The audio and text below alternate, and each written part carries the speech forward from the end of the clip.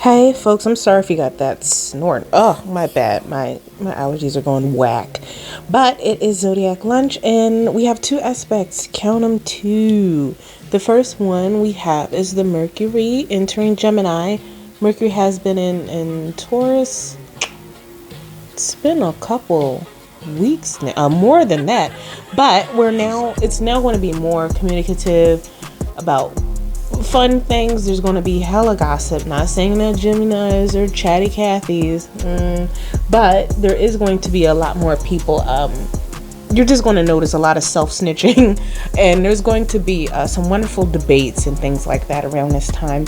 But again, with that self-snitching, be very careful that you're not trying to over-explain to people. Be very careful that if you are in an argument, let's say you're in a relationship and you're arguing with someone who should not be in that relationship as far as you're concerned, or they feel like you shouldn't be in it, what have you, that is not the time to start, really flapping your gums and saying all of this other stuff and exposing things, because it can fly in your face. And we wouldn't want that. Look, you can't judge people, but I just don't want you all to be looking crazy out here. Also, for those of you who are in the business of communications, news, blogging, anything like that, basically, this is a great time to double down and get as much work done as you can. All those little weird projects, because not just now, but in May, we will be hitting a retrograde in this sign. So our communication is going to be way off. There's going to be a lot of miscommunication, rumors flying around. That gossip I was talking about earlier, it's going to come back full circle.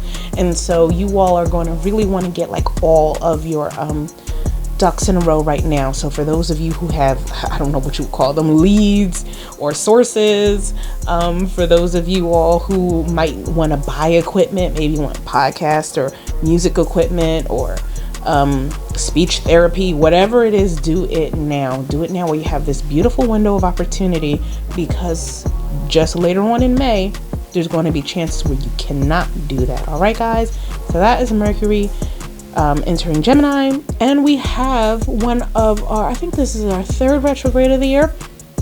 We have Pluto and Pluto retrograding in Capricorn, and of course, Mercury retrograde only lasts about a whole month and then some change, whereas a Plutonian retrograde is for almost half the year because it is further. So this means, and it's usually a good thing, it's about transformations. Sometimes it can show you a lot of false friends. For those of you who might not want to admit that it's hard to let go of friends and relationships and stuff like that, this is usually the time where this type of thing pops up. And honestly, if you track these things, you usually find them mending when the retrograde ends. So that would be like in November.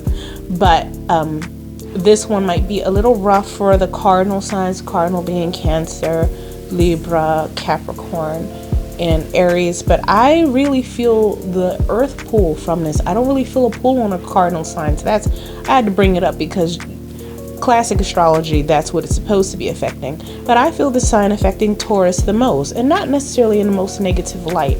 I feel like Taurus men especially, but just the men and women equally, are going to have to really look at their relationships and see if that's what they want to be in.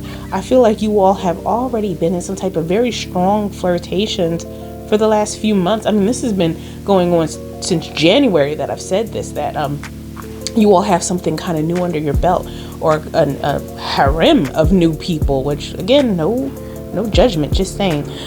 So you all are really going to have to tackle this. And is Capricorn and Aquarius kind of affected? I mean, Aquarius, Virgo affected? Yeah, you all are, but not as much as Taurus. So Taurus, love correctly. Just, go with your heart, but be right about it. All right, guys, I'll see you all soon. Bye.